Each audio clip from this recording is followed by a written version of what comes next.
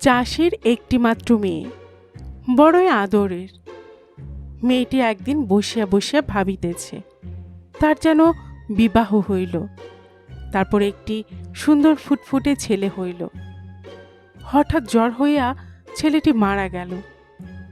যেই এই কথা ভাবা অমনি মেয়েটি আছাড়ি পিছাড়ি করিয়া কাঁদিতে লাগিল।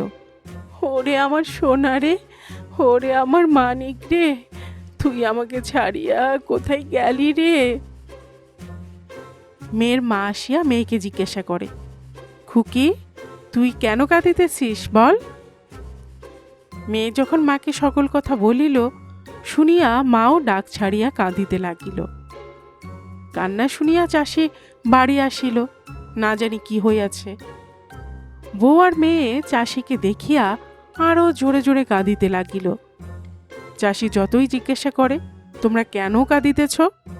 তাহারা ততই চিৎকার করিয়া কাঁদে। তখন চাষি ধমক দিয়া বলিল, কেন কাঁদিতেছ, শিগগির বলো। তখন চাষির বউ বলিল, আমাদের মেয়ের তো বিবাহ হইবে, তখন তার কোলে একটি ফুটফুটে ছেলে হইবে। জ্বর হইয়া ছেলেটি যদি মরিয়া যায়, এই সেই জন্য আমরা কাঁদিতেছি। সমস্ত শুনিয়া চাষি বলিল, আমাদের মেয়ের এখনো বিবাহ হয় নাই, বিবাহের পরে তার ছেলে হইবে কিনা তাও কেহ জানে না, আর সেই ছেলে যে জ্বর হইয়া মরিবে তাও কেহ বলিতে পারে না। তোমাদের মতো এমন বোকা কোথাও দেখি নাই। এখন কান্না থামাইয়া ভাত রাঁধো, আমার বড় ক্ষুধা পাইয়াছে। চাষির বউ ঝংকার দিয়ে উঠিল, বেশ সুখে আছো তুমি? বলি, ও মুখ পোড়া, কোন মুখে তুমি ভাত গিলিবে? ছেলেটি যদি মারা যায়, তবে বুড়ো বয়সে কে আমাকে, আমাদের মেয়েকে আর তোমাকে কামাই করিয়া খাওয়াইবে? বউ আর মেয়ে আবার কান্না আরম্ভ করিল। কেহই ভাত রাঁধিতে গেল না। তখন চাষি বলে, তোমাদের মতো এমন বোকা লোক লইয়া ঘর করা ঝক মারি। আমি দেশ ছাড়িয়া চলিলাম। যে দেশে তোমাদের মতো বোকা লোক নাই, সেই দেশে যা বাস করিব। যদি এমন দেশ খুঁজিয়া না পাই, তবে ফিরে আসিব, নতুবা এই আমার শেষ বিদায়। সত্য সত্যই চাষি বাড়ি হইতে বাহির হইল। যাইতে যাইতে সে এক দেশে যাইয়া দেখে, নদীর ধারে লম্বা একটা কাঠ লইয়া বহু লোক টানাটানি করিতেছে। চাষি তাহাদিগকে জিজ্ঞাসা করিল, তোমরা এই কাঠ লইয়া টানাটানি করিতেছ কেন? তাহাদের মধ্যে একজন বলিল, আমাদের রাজা এই নদীতে একটি পুল তৈরি করিতে হুকুম দিয়াছেন, কিন্তু এই কাঠখানা নদীর এপারে ওপারে নাগাল পায় না, তাই উহা টানিয়া লম্বা করিতেছি। আজ 7 দিন হইতে আমরা এই কাজ করিতেছি। যত মজুর কাঠ টানিতে আসে, রাজা তাহাদের বেতন দেন আর বলেন, যত টাকা লাগে আমি দেব, কিন্তু কাঠ টানিয়া লম্বা করা চাই। চাষি সমস্ত শুনিয়া রাজসভায় যাইয়া বলিল, মহারাজ, আপনার লোকজন যতই টানাটানি করুক, কাঠ টানিয়া লম্বা করিতে পারিবে না, পুলও তৈরি হইবে না। আমি যাহা যাহা চাই যদি দেন, তবে 7 দিনের মধ্যে আমি পুল তৈরি করিয়া দিতে পারি। রাজা বলিলেন, বেশ, তুমি যাহা চাইবে তাহাই পাইবে, পুল তৈরি করিয়া দাও, তোমাকে বকশিস করিব। চাষি রাজার লোকের নিকট হইতে কাঠ, লোহা, চুন, সুরকি লইয়া বহু রাজমিস্ত্রি খাটাইয়া 7 দিনের মধ্যে পুল তৈরি করিয়া দিল। রাজা তখন খুশি হইয়া চাষিকে 1001 টাকা বকশিস করিলেন। চাষি মনে মনে ভাবিল, এটাও বোকার দেশ। সুতরাং চাষি সে দেশ ছাড়িয়া আর এক দেশে গেল। সেই দেশের রাজবাড়িতে যাইয়া চাষি দেখিতে পাইল, হাজার হাজার জেলে জাল ফেলিয়া কি যেন একটা ঘরের মধ্যে ফেলিতেছে। তাহাদের নিকট জিজ্ঞাসা করিয়া চাষি জানিল যে দেশের রাজা একখানা নতুন কুঠুরি তৈরি করিয়াছেন, কিন্তু কোনো জানালা দরজা না থাকায় ঘরের মধ্যে অন্ধকার। তাই রাজা হুকুম করিয়াছেন বাহির হইতে আলো জালে আটকাইয়া ঘরের মধ্যে ফেলিয়া দিতে। হাজার হাজার জেলে প্রায় 2 মাস এই কাজ করিতেছে, কিন্তু ঘরে এখনো আলো হয় নাই। রাজা তাহাদের দ্বিগুণ বেতন দিয়া বলিয়াছেন, আরও যত লোক দরকার কাজে লাগাও, বাইরে হইতে আলো আনিয়া ঘর আলো করা চাই। চাষি তখন রাজার কাছে যাইয়া বলিল, মহারাজ, ঝাঁকি জাল আর খ্যাপলা জাল লইয়া যতই বাহিরের আলো ঘরে ফেলিতে চেষ্টা করিবেন, কিছুতেই ঘর আলো হইবে না। আমাকে যদি হুকুম করেন, আমি ঘর আলো করিতে পারি। রাজা বলিলেন, বেশ, তা যদি করিতে পারো, আমি তোমাকে 1001 টাকা বকশিস করিব। চাষি তখন রাজমিস্ত্রি লইয়া রাজার ঘরে অনেকগুলি জানালা দরজা করিয়া দিল। রাজা ঘরে যাইয়া দেখিলেন ঘর আলোতে ঝলমল করিতেছে। রাজা খুশি হইয়া চাষিকে 1001 টাকা বকশিস করিলেন। চাষি ভাবিল, এটাও বোকার দেশ, এদেশেও থাকা চলিবে না। চাষি সে দেশ ছাড়িয়া আর এক দেশে গেল। পথে যাইতে যাইতে চাষি দেখে দুটি হিন্দু মেয়ে কথা বলিতে বলিতে আগে আগে চলিয়াছে, তাদের সঙ্গে একটি ছাগল। তাহারা একজন অপরকে বলিতেছে, দেখ বোন, আমার এই ছাগলের নাম রাখিয়াছি রাম। রামকে যেদিন কিনি সেদিন হইতেই আমাদের অবস্থা ভালো হইতে লাগিল। আমার স্বামী এখন ব্যবসা করিয়া লক্ষ টাকার মালিক।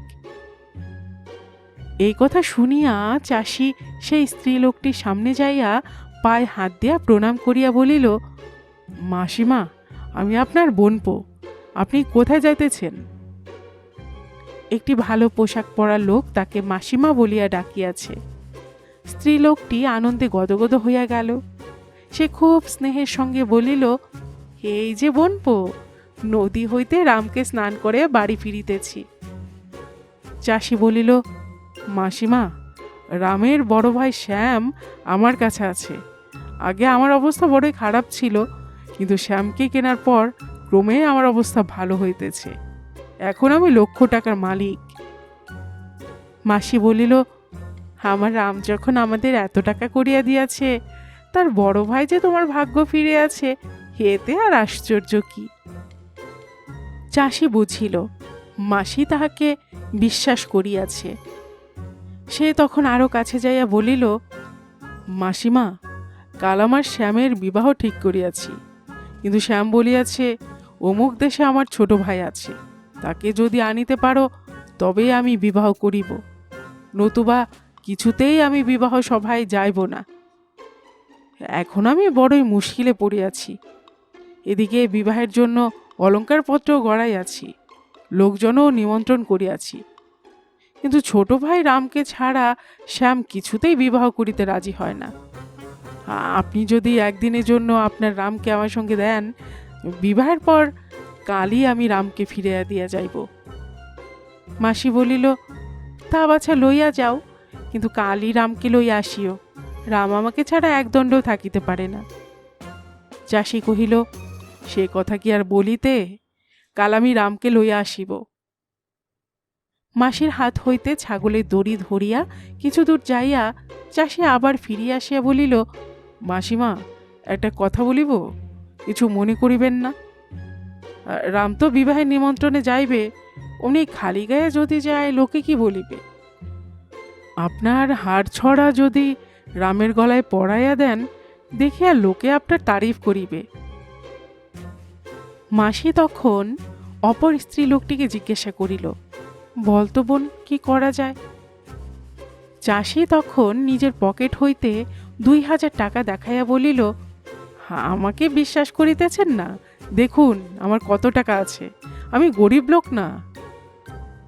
অপর স্ত্রী লোকটি বলিল, এ লোকটির কথাবার্তা এত ভালো, একে বিশ্বাস করা যায়। মাসি তখন হাড় ছড়াটি খুলিয়া ছাগলের গলায় পরাইয়া দিল। চাষি ছাগলের দড়ি ধরিয়া টানিতে টানিতে সামনের পথে আগাইয়া চলিল। অজানা লোকের সঙ্গে ছাগল কি যাইতে চাহে? সে এদিকে ঘাস দেখিয়া মুখ দেয়, ওদিকে মাঠ দেখিয়া ছুট দেয়। বিরক্ত হইয়া চাষি ছাগলের গলা হইতে হাড় ছড়াটি খুলিয়া লইয়া তাকে বনের মধ্যে ছাড়িয়া দিল। তারপর হনহন করিয়া পথ চলিতে লাগিল। এদিকে মাসি বাড়ি ফিরিতে তার স্বামী জিজ্ঞাসা করিল, আজ স্নান করিতে এত দেরি হইল কেন? আমি এদিকে ক্ষুধায় মরিয়া যাইতেছি। একগাল হাসিয়া মাসি বলিল, পথে বোনপোর সঙ্গে দেখা হইল, তাহার সঙ্গে কথাবার্তা বলিতে দেরি হইয়া গেল। রামের ভাই শ্যামের বিবাহ কি না, তাই রামকে লইতে আসিয়াছিল। স্বামী জিজ্ঞাসা করিল, তোমার গলার সোনার হার ছড়াটি তো দেখিতেছি না। বউ বলিল, রামের বড় ভাইয়ের বিবাহ, সেখানে রামকে তো খালি গায়ে পাঠাইতে পারি না, তাই আমার গলার হার ছড়া রামের গলায় পরাইয়া দিয়াছি। তুমি ভাবিও না, বোনপো কালী রামকে দিয়া যাইবে। স্বামী রাগিয়া কহিল, তোমাকে যখন আমি বিবাহ করি তখন তো তোমার কোনো বোনপোর কথা শুনি নাই, এখন বোনপো আসিল কোথাও হইতে? তার নাম কি, বাড়ি কোথায় জিজ্ঞাসা করিয়াছিলে? বউ বলিল, না তো, সে কথা তো জিজ্ঞাসা করি নাই। স্বামী বলিল, তোমার মতো বোকা কোথাও দেখি নাই, সে লোকটা কোন দিকে গিয়াছে? বউ বলিল, সে উত্তরের দিকে রাস্তা দিয়া গিয়াছে। স্বামী তখন উত্তরের রাস্তা দিয়া ঘোড়া ছুটাইয়া চলিল। যাইতে যাইতে পথের মধ্যে চাষিকে দেখিয়া জিজ্ঞাসা করিল, দেখো ভাই, এই পথ দিয়া একটি লোককে ছাগল লইয়া যাইতে দেখিয়াছ? সে ছাগলের গলায় একটি সোনার হার। চাষি বলিল, দেখিয়াছি, সেই পথ ঘুরিয়া ডাইনে গেল, তারপর বাম দিকে চলিল। আপনি একা গেলে তাহাকে ধরিতে পারিবেন না, আমার পথ ঘাট সবই জানা আছে। এক কাজ করুন, আপনি এখানে দাঁড়ান, আমি ঘোড়া ছুটে তাড়াতাড়ি যায় তাহাকে ধরিয়া লইয়া আসি। লোকটি চাষিকে অনেক ধন্যবাদ দিয়া ঘোড়াটি তাহাকে দিল। চাষি ঘোড়ায় চড়িয়া দিল ছুট। যাইতে যাইতে সে ভাবিল, সকল দেশেই তো আমার বউয়ের মতো বোকা লোক আছে, বোকা নাই এমন দেশ যখন কোথাও পাইলাম না, তখন বউয়ের কাছেই ফিরিয়া যাই। গল্প কুটুম চ্যানেলে এতক্ষণ আপনারা শুনছিলেন পল্লী কবি জসিমউদ্দিনের লেখা একটি হাসির গল্প, কোন দেশে বোকা নাই। আর এতক্ষণ গল্প পড়ে শোনাচ্ছিলাম আমি রোমানা নূপুর।